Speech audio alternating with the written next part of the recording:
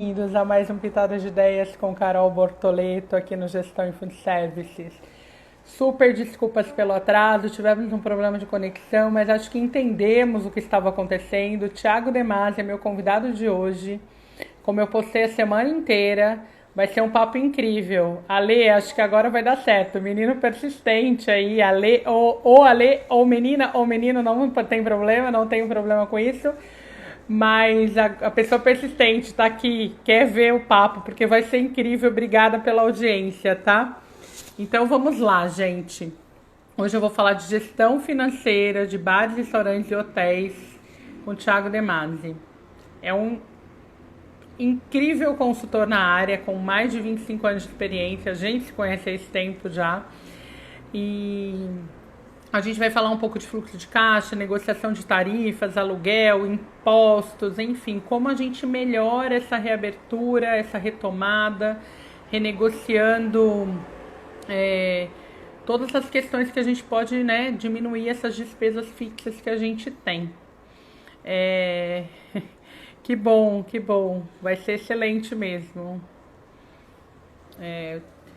E a gente vai falar um pouco também das possibilidades de crédito. Saíram muitas linhas de crédito, mas a gente sabe que o dinheiro está preso em banco, a gente sabe de algumas, né, quais são os pré-requisitos, o Thiago vai falar um pouco disso. Ele já conseguiu, por intermédio aí dos seus trabalhos, liberar algumas linhas de crédito de vários clientes. Então ele vai dar algumas dicas nesse sentido também. O Pitada de Ideias, olha, ó, o Thiago tá chegando. Vamos ver se agora conecta, né? Tudo bem, Thiago?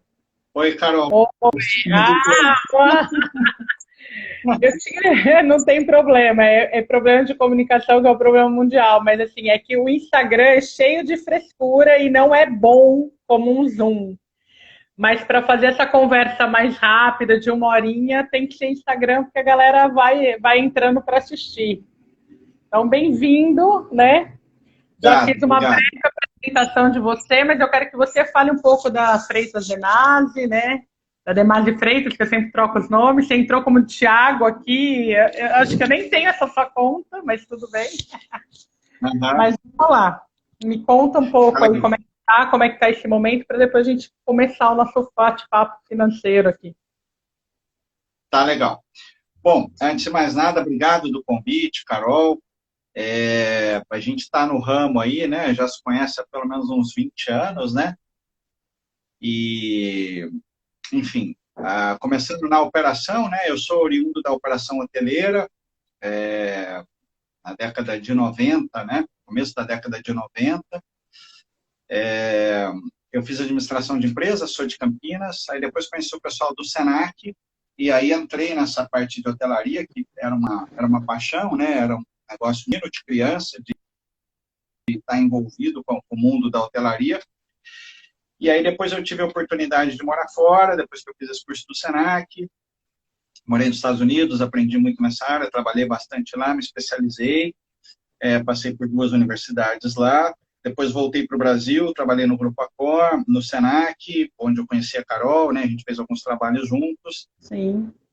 Depois eu fui caindo mais para a parte de custos, controles, que depois acabou crescendo bastante e se tornando o que a gente chama de gestão, né? A parte administrativa-financeira do negócio de alimentação, que envolve tudo, até a parte fiscal. Sim. Já vai fazer uns 25 anos, né, que a gente está nessa área aí.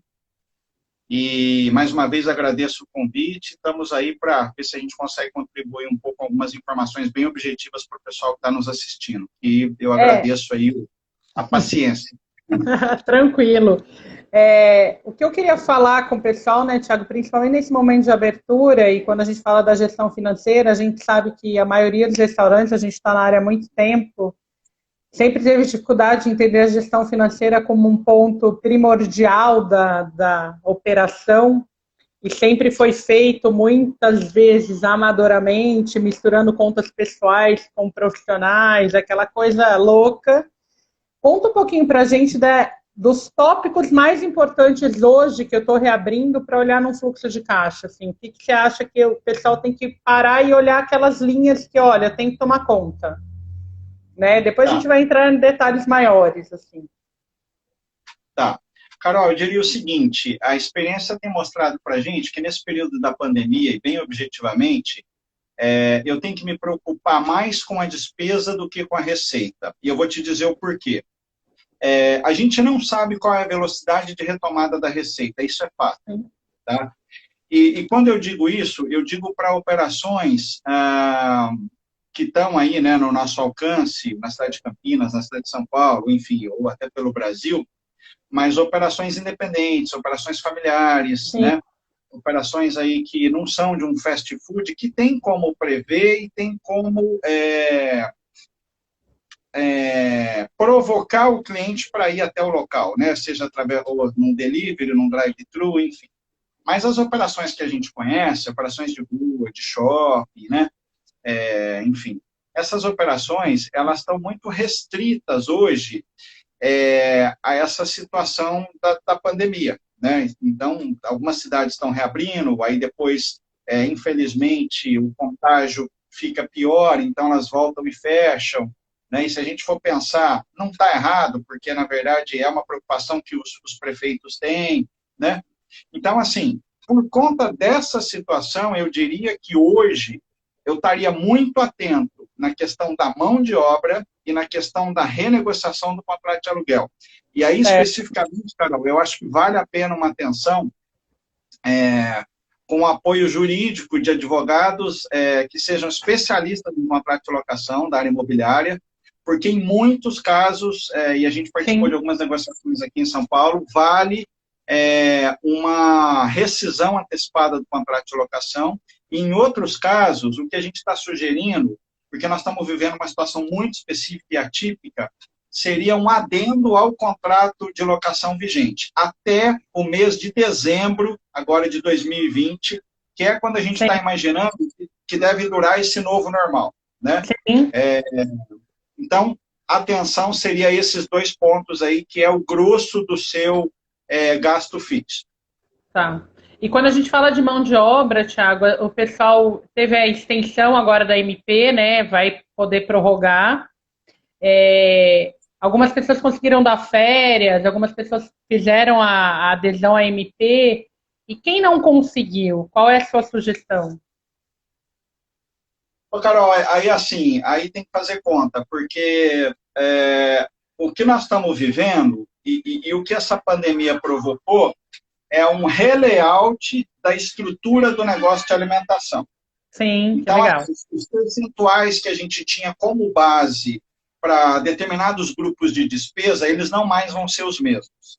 Tá? E aí está uma preocupação muito grande minha, e eu estou muito curioso e tenho pesquisado como é que está essa retomada na Europa. Nos Estados Unidos a gente ainda não pode falar, porque não retomou, depois fechou, né?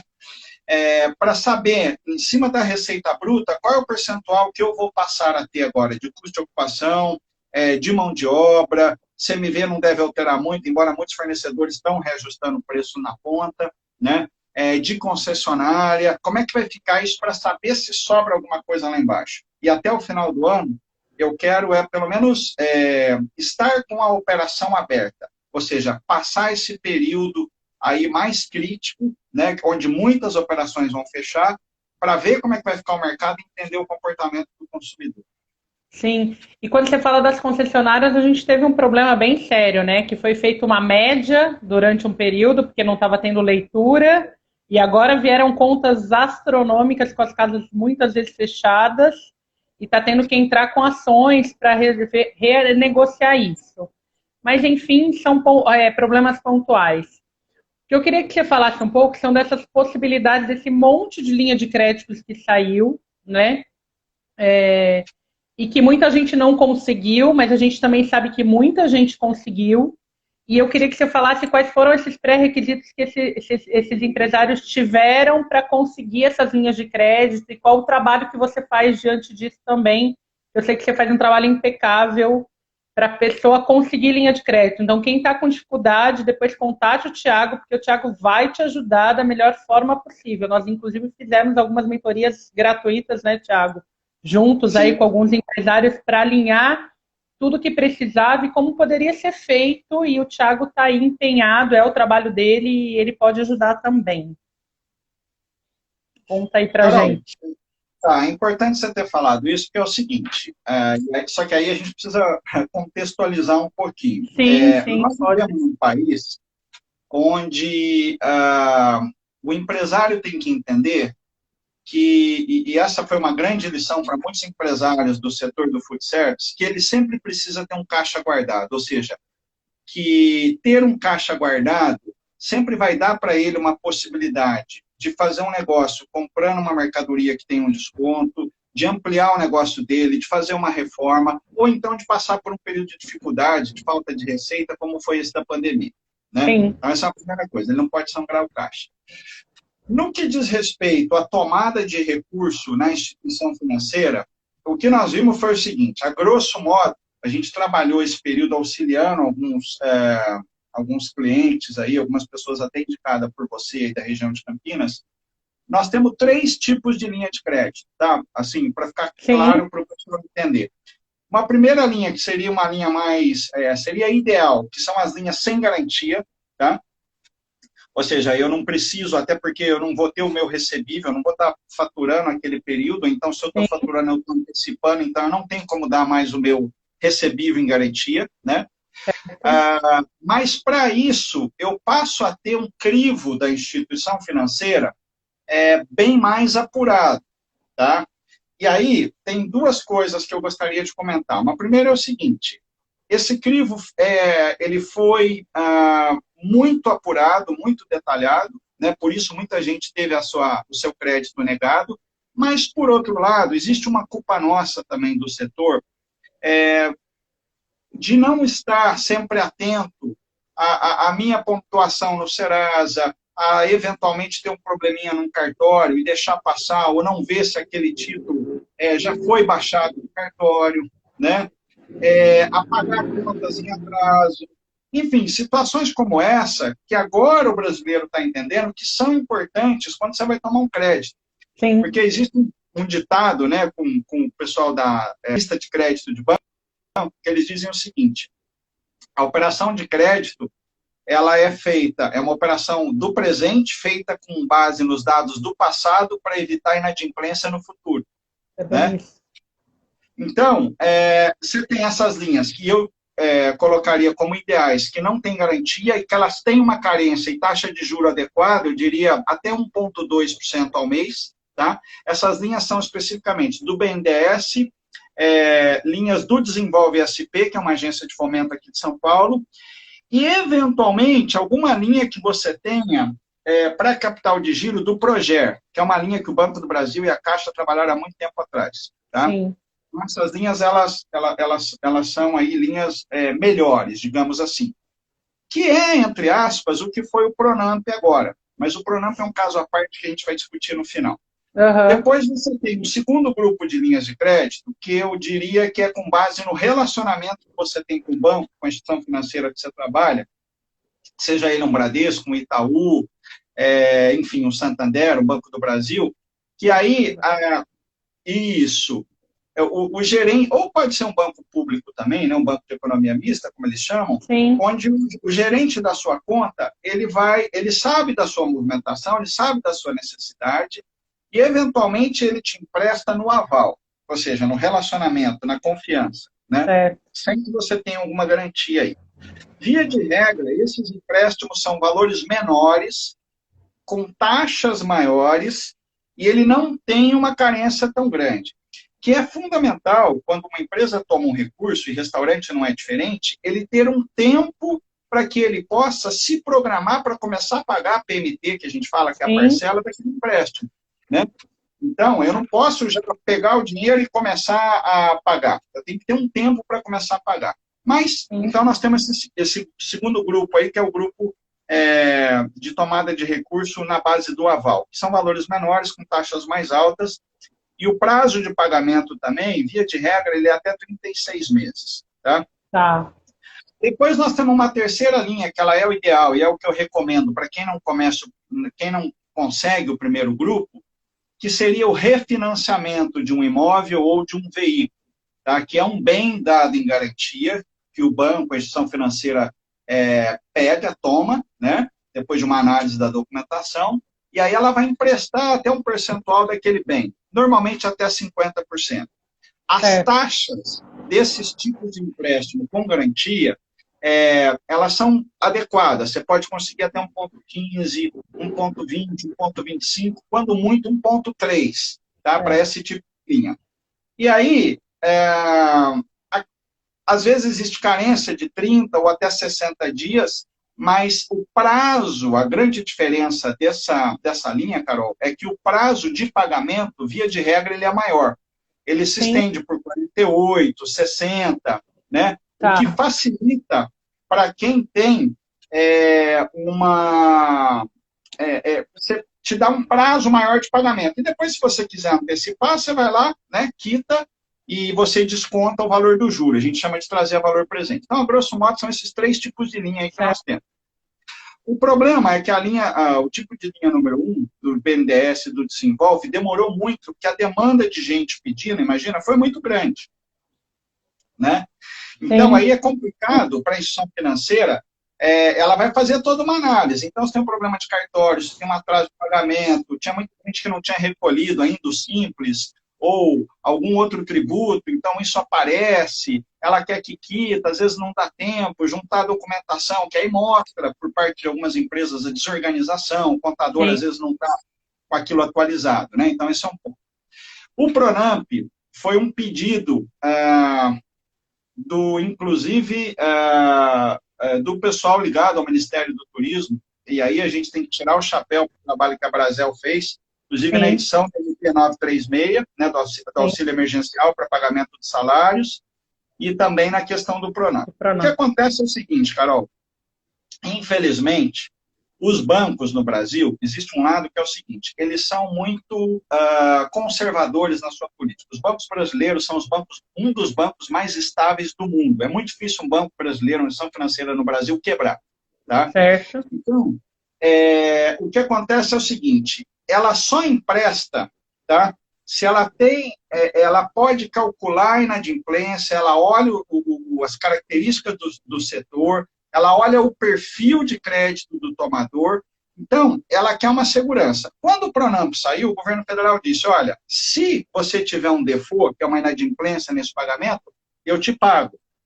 Só que o custo para a instituição financeira operar essa linha, mesmo o recurso vindo do governo federal, ela tem um custo para ela operar, para ela jogar no sistema, para ela trabalhar, para Sim. ela colocar o pessoal. E ela deixa, não só isso, ela deixa de vender o produto dela, que ela tem uma taxa maior.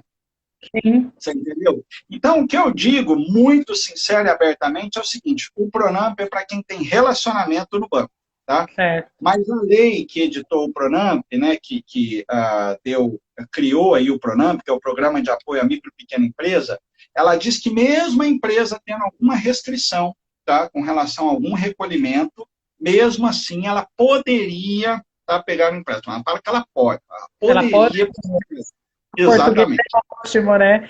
Não, mas o mais importante de tudo isso que você falou, além de todas essas dicas incríveis para as pessoas analisarem, para analisar qual é a melhor medida, qual é o melhor empréstimo, é a questão de ter um caixa, né, Thiago? Porque, assim, o nosso setor, eu cansei de falar isso quando a pandemia veio. Usaram a pandemia como o motivador do problema. Não, foi o estopim do problema. Por quê? Porque veio à tona de que a gente evitava um planejamento financeiro adequado, a gente não tinha um fluxo de caixa administrado, bem administrado, ou nem tinha fluxo de caixa em alguns lugares, como aconteceu. E aí a gente quer um milagre. Não tem milagre, né? A gente está falando de dinheiro e, como você colocou bem, a Brasel fez um trabalho incrível junto com outras instituições para trazer esses créditos, mas daí todo mundo fala, mas não chegou. Não chegou porque eu estava fazendo alguma coisa que não estava adequada, gente. Mas o crédito foi liberado, tá lá, todas as leis, né, publicadas, enfim. E houve um esforço absurdo, é só assistir as lives da Brasel. A Brasel cansou de publicar manual explicando, vai atrás disso, faz aquilo, ensinaram o beabá. Como nunca foi feito, inclusive. Nós que trabalhamos na área há algum tempo, eu nunca tinha visto tanta educação financeira para o empreendedor como a gente viu neste momento. Alguém, acho que é o Ale que está por aí, ele fez uma pergunta para você que não tem muito do assunto, mas eu faço no final, tá, Ale? Eu li a sua pergunta, que ele está perguntando o que a gente acha do self-service. Isso é uma outra polêmica, mas a gente tem uma opinião formada, Thiago e eu compartilhamos de ideias muito semelhantes nesse sentido. A gente fala mais para o final. A gente precisa falar um pouco dessa questão do fluxo de caixa. Eu acho que é bem importante, Thiago, a gente falar um pouco como que o empreendedor organiza esse fluxo de caixa. Normalmente, o Pitadas de Ideias, né? Você já assistiu alguns, mas é para a gente justamente passar algumas dicas para quem ouvir lá no futuro, porque ficam gravadas as lives, lembrar de que, nossa, eu preciso pensar nisso, porque o Thiago e a Carol comentaram. Então, assim, quando ele vai estruturar um fluxo de caixa, como que a gente pensa no valor que a gente vai deixar nesse fluxo de caixa, né? Qual o tempo que você sugere aí de vida? Porque foi o que aconteceu, a gente parou, teve que fechar, que era a medida, e se a gente tivesse fechado corretamente lá atrás, em março, a gente já estaria reabrindo, é minha opinião simplória do assunto, mas eu falei, se a gente fecha em março, 1º de julho, a gente está reabrindo adequadamente. Nós já estamos no dia 9 de julho, estamos só com o almoço aberto em São Paulo, com possibilidade de fechar, porque está vindo a galera de Campinas para o Hospital de Campana de São Paulo, então vai explodir os hospitais aqui. Campinas não abriu ainda e não tem previsão. Está uma loucura, porque só aumentou o contágio, porque as pessoas lá não acreditaram no problema, que é a pandemia. Então, a gente tem essa dificuldade de entendimento das pessoas de um problema que é mundial. Quando você falou da Europa, eu também tenho amigos que moram lá, eu também estou toda hora pesquisando e perguntando para você saber. Por exemplo, eu tenho um amigo que trabalha no centro de Paris, onde o proprietário lá, o empreendedor, tem 3 pequenos negócios na mesma calçada. Ele abriu um único negócio, ainda mantém 50% do total dos 3 negócios de funcionários afastados pelo governo, porque lá teve medidas, enfim, também como aqui, mas lógico, diferenciadas, mas teve. Então, 50% da equipe ainda não voltou a trabalhar, porque ele ainda não está operando 100%. E o público, né? A gente tem a questão da volta do público também. Aqui, os restaurantes de São Paulo, eu estou em São Paulo essa semana, estou trabalhando por aqui, tinha te contado já, né? Os restaurantes estão com um movimento muito tímido ainda, as pessoas com um pouco de medo, um pouco de receio, mas tem voltado. Hoje já foi um almoço muito mais interessante para os restaurantes, né, do grupo que eu trabalho. Eu estive almoçando em um deles e, comparado com segunda, já tinha o triplo de gente na casa. A gente pode atender só com 40%, com várias restrições, mas as pessoas estão começando a voltar. Então, além do delivery que a gente tem operando, a gente vai voltar a operar o salão em breve. Mas muita gente perguntando quando a gente vai abrir à noite. E a gente não tem essa resposta, né? Mas na Europa teve um boom de movimento inicial, mas hoje está bem tímido também o movimento. Não está um movimento absurdo. Teve aquele boom da vontade de sair de casa, porque estavam há 3 meses de quarentena real, e quem saísse de casa era multado. Sim. E agora já estão indo com muita calma e pedindo o delivery. Uns amigos que moram lá me disseram isso, para você saber. Então é muito interessante, né? Saber do comportamento das pessoas. Com certeza. Eu acho assim, Carol, por isso que eu entendo que até dezembro nós vamos ter um período ainda de muita análise, de muito estudo, porque num primeiro momento, eu acho que São Paulo é uma cidade onde as pessoas têm uma consciência, têm uma responsabilidade, né? Você sabe que eu sou do interior, então, assim, a gente compara muito, né? E as pessoas vão voltando aos poucos. Eu entendo que essa retomada, ela tem que se dar com muito cuidado com relação à receita. É o que eu disse. A gente tem que trabalhar muito, mas muito na redução de custo. Eu sou muito radical nisso.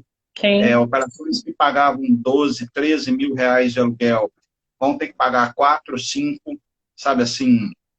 Redução de 60%, né? 50%, 60% do custo de ocupação, não tem como. Exatamente.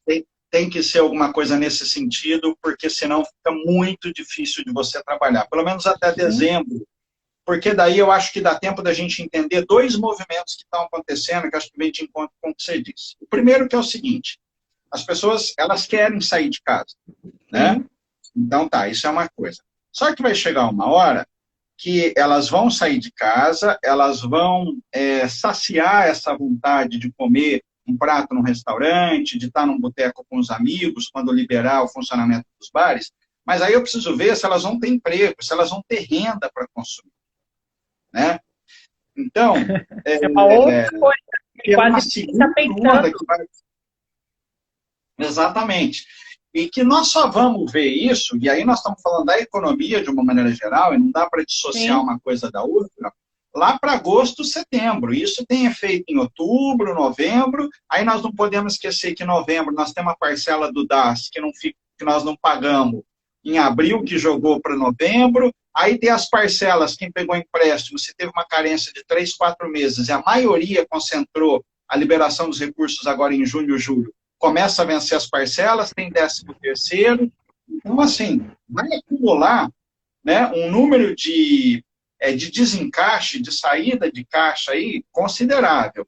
Ô, Então, a Tico, minha recomendação... só um Oi? minutinho, deu uma embaçada na sua imagem que não tava. Ela não tava uma imagem super nítida, mas ela embaçou. Eu não sei. Dá uma limpadinha na câmera, assim, ó. Deve ter caído algum cisco aí.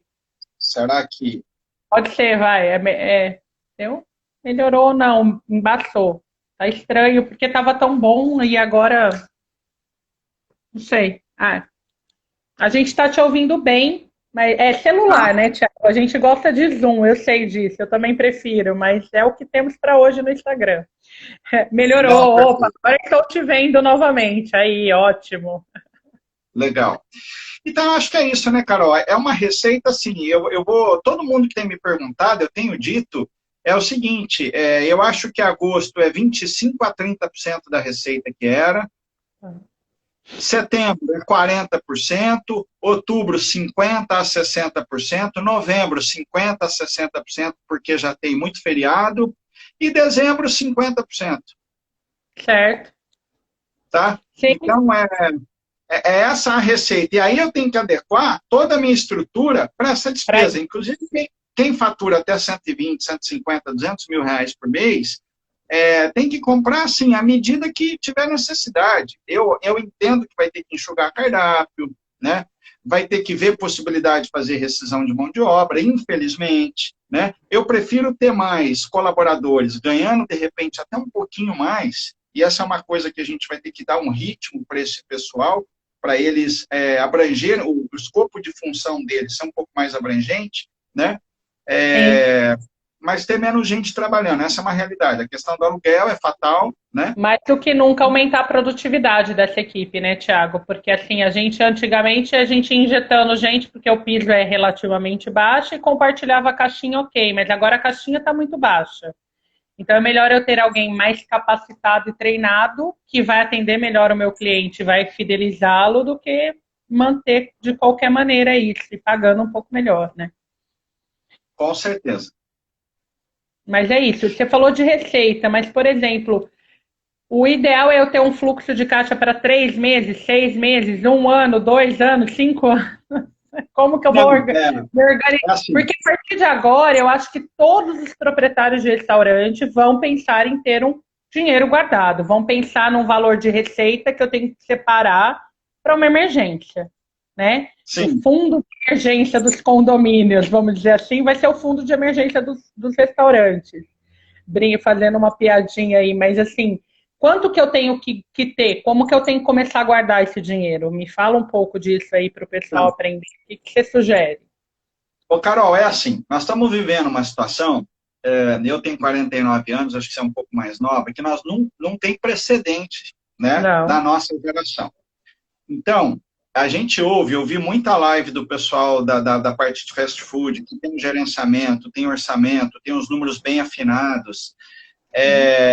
Eu sempre defendi que nós tínhamos que ter recurso para 3 meses.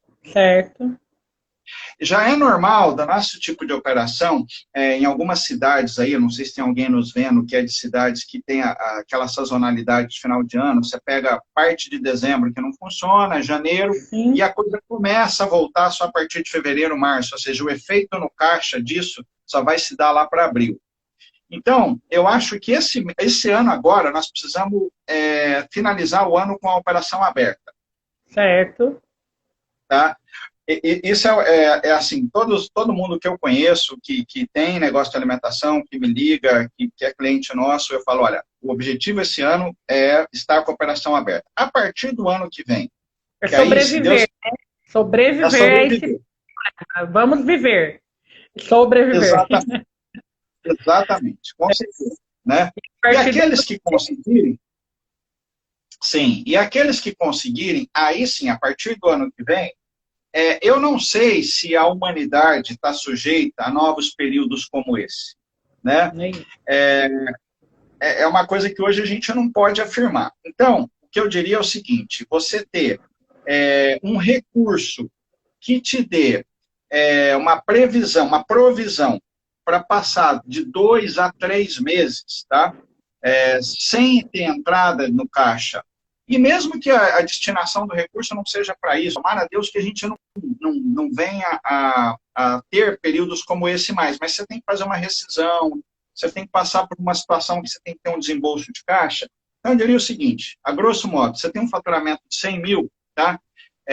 Com o tempo, depois que passar esse período, né, vida nova, se manter aberto, aí tem que começar a fazer um caixa, aí, à medida que for dar para destinar o recurso do lucro da operação a partir do ano que vem, porque esse ano acho que eu não sei se vai ter lucro, aí você deixar isso, você deixar de 20% a 30%, pelo menos, do seu lucro no caixa. Tá? É bem interessante você falar isso, Thiago, porque, por exemplo, é o que você falou, a gente está passando por um momento sem precedentes, mas e aquele vendaval que deu no Sul? Se a gente se tivesse acontecido isso antes da pandemia, o cara também não ia ter caixa para cobrir aquilo, porque os seguros cobrem 50% do problema que teve. Eu acompanhei vários empreendedores de lá reclamando e coisa e tal, porque os nossos seguros, inclusive, não prevêem problemas, né, de natureza, né, coisas que venham problema, não é problema, mas atividades da natureza que causem prejuízo. Ele cobre muito pouco, é como enchente em São Paulo, enfim. Então, assim, nós como empreendedores, eu como consultora, né, você sabe disso, eu gosto de números pra caramba, e eu sempre falei, planejamento, você tem que ter um fundo de caixa para uma emergência qualquer, igual um problema de natureza, né, que acontece um vendaval, explode um cano na rua, já aconteceu, em frente de um restaurante tem um problema da Sanasa, aqui é Sabesp, né, em Campinas é Sanasa, ficar 3, 4 dias fechado nos principais dias do seu movimento, porque não dava para entrar gente na sua calçada, quebrou a rua inteira, explodiu um cano lá, uma adutora de água, como é que faz? E eu estou falando de alguns dias, mas a gente tem que se organizar, gente. É como a gente não se organiza para comprar um carro, para comprar um apartamento, para cuidar das finanças pessoais. Sei que poucas pessoas, mas hoje a maioria cuida das finanças pessoais, né? A gente começou a ter educação financeira. Os negócios precisam de educação financeira, precisam se planejar.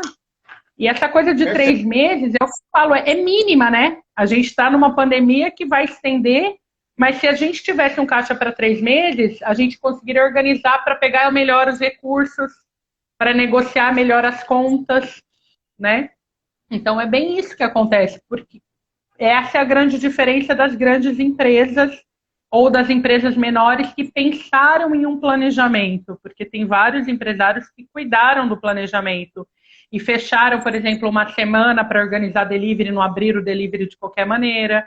Então, não erraram no delivery, que é uma outra forma de negócio. Eu tenho um cliente em Campinas, um parceiro, na verdade, que ele está faturando 70% do que ele faturava em salão em delivery. É o super case.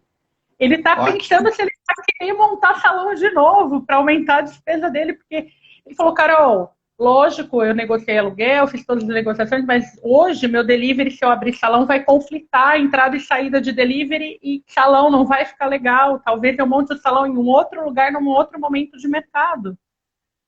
Entendeu? É um em 1 milhão de casos, sim, mas ele se estruturou, gente. Ele não foi fazendo as coisas correndo, ele montou um e-commerce, ele está vendendo toda a parte, porque ele era uma mercearia com um gastrobar, e está vendendo vinho e os produtos dele no e-commerce, sem só depender das plataformas. Ele está super bem, obrigada, dentro dessa loucura que está a pandemia.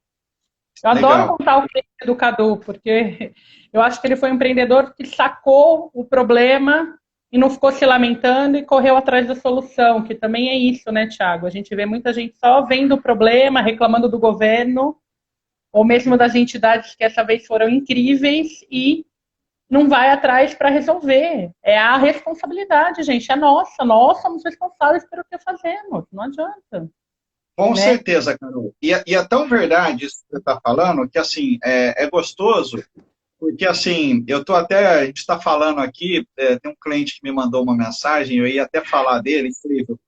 É uma pessoa que tem uma operação aqui em São Paulo e sempre trabalhou muito correto, né? Sim, E nós entramos com um pedido para ele no Desenvolve. E saiu o recurso, saiu até um pouco mais do que o que ele havia pedido, né? Então, legal. assim, é um recurso, com certeza. Aí eu vou dar até algumas dicas, Carol, para quem está nos assistindo aí, para os seus seguidores, que, Sim, assim, tem algumas coisas que pouca gente sabe na área de alimentação, mas que fazem a diferença. Então, assim, sim, você pegar o seu CNPJ, dependendo do KNAI, do código de atividade que você tem do seu CNPJ, como o KNAI principal e depois os secundários, quando você vai pedir um empréstimo no banco ou numa instituição financeira, isso faz diferença, tá? E já faz um tempo que não tem mais limite de KNAI. sim. Via de regra, um KNAI que esteja ligado à transformação, à produção, ele tem uma possibilidade de ter uma linha de crédito com juros um pouco mais baixos. Essa é uma primeira dica que eu Legal. dou. Segunda dica que eu dou é o seguinte: quando você vai fazer um cadastro de um sistema, e a Carol sabe bem disso, e eu também, a gente tem produtos, né, que tem aquela questão da substituição tributária, que o imposto já foi recolhido, só que você precisa ter o cadastro correto no sistema para que o contador, de posse desse documento depois, ele possa beneficiar e separar as suas vendas, que é a venda com substituição tributária e a venda sem, porque daí o imposto é diferente, é menor. Tem muita gente que vende vinho, cigarro, sorvete, chocolate, que entra a substituição tributária e que não se beneficia disso. É uma outra dica que eu daria. Terceira dica que eu dou e que é o seguinte: pouca gente sabe, para quem oferece nota fiscal paulista para o seu cliente, né, é uma obrigatoriedade dentro do nosso estado, parte do valor da nota fiscal paulista, 30%, vai para o CNPJ, vai para uma conta do CNPJ. E isso daí, quem tem controle é o seu contador. Então, é um crédito. Você entra lá no site da Cefaz, que é a Secretaria da Fazenda, tá? E é um É, crédito. E se você pede aquele crédito, ele te joga na conta, é dinheiro vivo. Ou então você pode abater em algum imposto estadual, como, por exemplo, o IPVA. olha Tá? só. Então, eu tive um cliente nesse período agora, que ele tinha lá, ele não sabia, tinha R$ 8.500 de nota fiscal paulista, não sabia disso, né? E foi um dinheiro, assim, que foi super bem-vindo, porque ajudou ele a resolver algumas coisas pontuais, não é grandes coisas, Sim, mas ajudou ele a resolver. E pouca mas é gente dele, sabe. né? É dele e ele não, ele muitas vezes não sabe que ele tem e ele não pega, tá lá. E as pessoas passando aperto e tendo esse dinheiro que podem resolver várias situações. Não importa a quantidade, importa que é seu, né? É da sua empresa, você tem direito Exatamente, dele. Essa é a grande exatamente, questão. exatamente, né? Eu não sabia dessa coisa da nota fiscal paulista, que 30% das notas emitidas iam para o CNPJ. Eu aprendi hoje. Assim, do valor do ICM, né? Essa é uma lei, que é a Lei de Sim, Transparência Fiscal, do valor que é destinado, que o governo sim, destina do ICM, que é na faixa de 3,2 dos produtos, 30% desses 3,2 dos produtos que tem essa sim, alíquota, ele vai para o CNPJ, e aí ele é acumulado. E no estado de São Paulo, o estado de São Paulo foi pioneiro nisso no Brasil, né? Outros sim, estados depois seguiram o nosso estado. Ele deposita a cada 6 meses, ele faz um balanço e esse valor vai ficando lá. E aí você Sim. pode pedir, né? Então, ele fecha os 6 meses anteriores, normalmente assim, é, antes da pandemia, que agora atrasou um pouco, mas vamos colocar ano de 2019, no final de 2019, ele estava pagando referente ao primeiro semestre, que é até junho, Certo. né? Então, você tem um valor lá. Isso você pode Legal. jogar como dinheiro, como pagar o imposto, né? Outra questão que a gente tem aí, que é a questão também, além do ICMS, tem uma questão do PIS e do COFINS monofásico, que está também direito a um crédito. Isso eu estou falando, Carol, para empresas que estão no simples, tá? Porque Sim. empresas que estão no lucro presumido e no lucro real tem um mundo de oportunidades, um mundo de oportunidades. E aí vai uma dica que é o seguinte, vale a pena, às vezes, você pagar 15%, 20% a mais da mensalidade de um contador, mas tem um contador que conhece do negócio de restaurante, que sabe o departamento pessoal dele, conhece a convenção coletiva de restaurante, do setor de bares e restaurantes, está acostumado a lidar com negócios na área de restaurante, né? Porque tudo isso ajuda no dia a dia do negócio, ou seja, não é um escritório que atua em vários segmentos e acaba não sendo especialista, né? No segmento Sim. nosso, que é o segmento de implantação. Nós estamos até abrindo um escritório até o final do ano, né? Por uma questão até que enfim vai sair. Sim. Amém. Para. De demanda aí, especialista só nessa Eu já área de alimentação. pedi muitas vezes, o Thiago tá falando isso até que enfim, porque eu cobro isso dele absurdamente, tá, gente? Nessa nossa parceria de muitos anos, eu sempre falei, Thiago, você precisa abrir um escritório. Chega da gente cair na mão de gente que não sabe todos esses detalhes e principalmente não entende da nossa operação, gente. A nossa operação é muito complexa, o mercado de restauração, né, e hospitalidade, ele é cheio de melindres, de meandros para você cuidar. Quando você pega nossa convenção coletiva, ela é muito louca, é muito difícil de administrar e vai para um escritório, às vezes, que erra por bobeira ou por desconhecimento mesmo, porque não é ele é generalista, ele não é específico. Que bacana, sucesso enorme aí, tamo junto, vamos para Para cima. todos. E mais outras duas dicas, Carol, aí para os seus ouvintes aí, para quem está nos acompanhando, que são as seguintes. Bom, eu sou fã da Brasel, eu acompanho o trabalho da Brasel desde a época do Rogério Oliva, né, que hoje não está mais na Brasel, está na Abade. Certo. E o doutor Percival, que é um guerreiro, né, o que esse homem deu a cara a tapa aí, brigando com as adquirentes, com o banco, com empresas do Programa de Alimentação Trabalhador. Eu digo o seguinte, se associar à Brasel, não é só ter o benefício, que muita gente não sabe, do desconto das taxas nos cartões de alimentação, que via de regra é de 25% a 30%. Então, você já começa, só o benefício que você tem do desconto já paga a mensalidade. É você ter a informação de uma lei específica que está saindo. A Brasel é muito atuante politicamente, então ela está na Câmara de Vereadores, ela está na Assembleia Legislativa, ela discute, ela vai atrás, e para aqueles que estão interessados, essa informação acaba chegando primeiro, né? Então, você, de posse da informação, você se utiliza dessa informação. E o que é importante é que 99% de quem está lá é dono de empreendimento de restaurante. Então, ele entende da operação também. Por isso que a associação foi criada. São donos de restaurante que precisavam ter uma atuação política mais efetiva, né? A história da Brasel é muito legal. Bacana, bacana. Exatamente, né? Então, É essa é muito uma dica que importante. eu dou. De associar a Brasel, de estar atuante, de estar cobrando, de estar vendo. E uma outra dica que eu dou, Carol, é a seguinte: algumas grandes empresas fornecedoras, tá? Eu tive notícia lendo no jornal Valor Econômico que a JBS e a Marfrig, Tá. se um dos nossos ouvintes aqui está escutando, se essas empresas estão no cadastro de fornecedores, elas vão abrir uma espécie de uma linha de crédito, tá? Para os clientes do food service, e elas vão ampliar o prazo de pagamento e vão conceder um crédito em compras um pouco maior, exatamente para recompor o estoque nessa reabertura das atividades. Eu acho Legal. isso muito legal. Na verdade, eles não teriam a obrigação de fazer isso, porque olha o que eles estão fazendo. Eles estão dando um crédito em forma de mercadoria, apostando numa retomada e apostando na relação com o cliente, né? Sim. Então, assim, muita gente às vezes critica, né, Carol? Nós aqui no Brasil, a gente critica banco, a gente critica grandes empresas, mas espera aí, elas não chegaram lá à toa.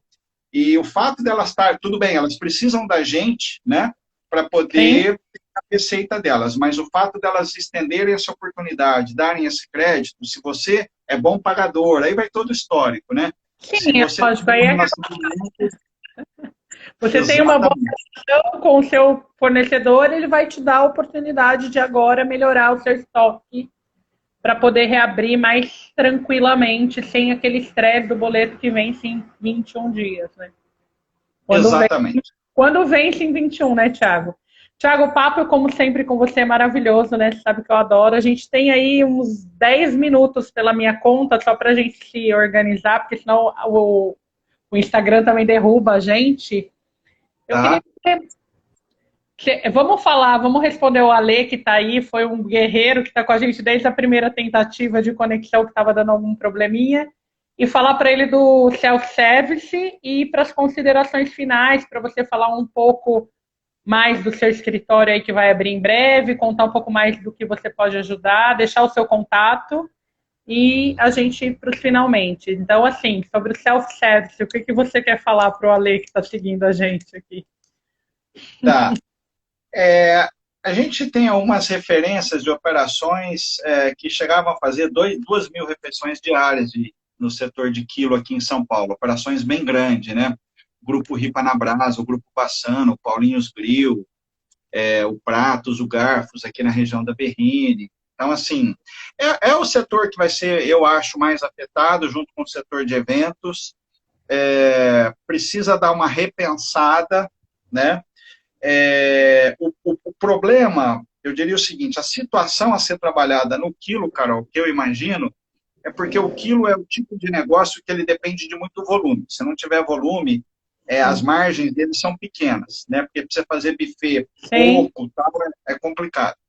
Então, mais do que nunca, essa estrutura de custos todas precisa ser repensada. E aí, o que eu estou trabalhando com algumas pessoas aqui em São Paulo é o seguinte: a possibilidade de fazer, porque normalmente as cozinhas de quilo, as estações da cozinha, elas são mais preparadas um pouco, né? Dependendo do volume que você faz, você tem uma fritadeira de 2/6, você tem fogões maiores, você tem forno combinado.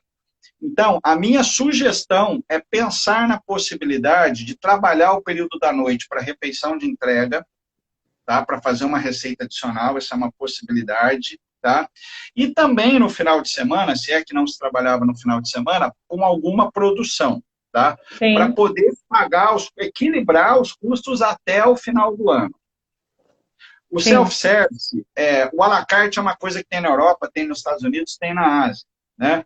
é o Mas o certo. self-service é uma coisa muito brasileira.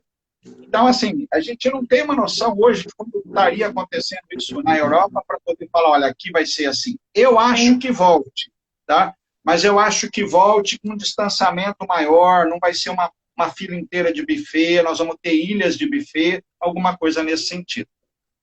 Só para completar, eu concordo com tudo que você falou do buffet, só que além de tudo isso, gente, a gente tem que lembrar que o, o comportamento do consumidor mudou. O self-service nasceu naquele momento em que as pessoas tinham que comer rapidamente, ele é ágil, uma comida interessante, que você vai lá, come, paga e vai embora, né? Aquela coisa papum.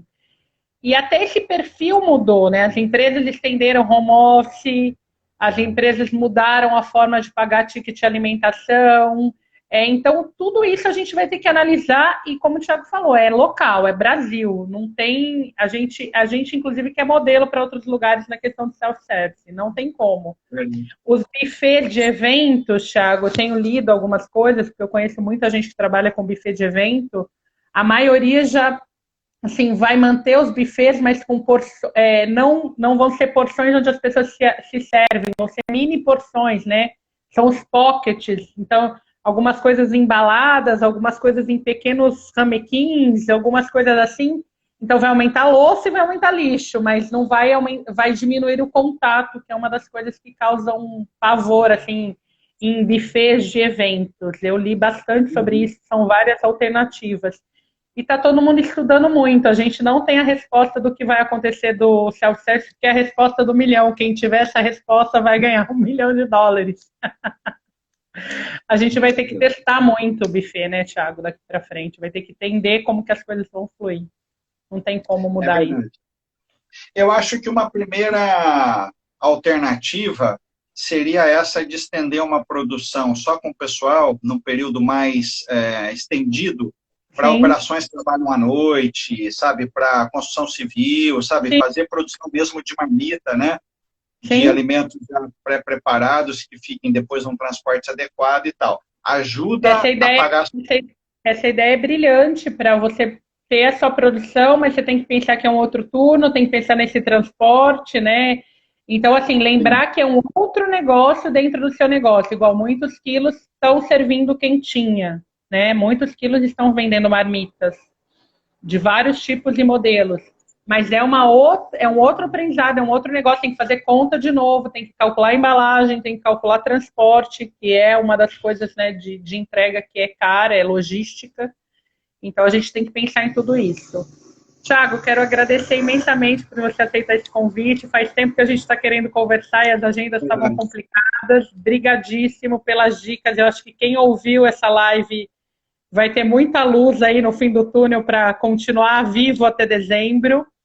A live fica salva aqui no IGTV e eu também subo para o meu canal do YouTube. Então, assim, gente, compartilha com quem vocês conhecem, porque as dicas que o Thiago deu aí são de ouro para você manter a saúde financeira do seu negócio.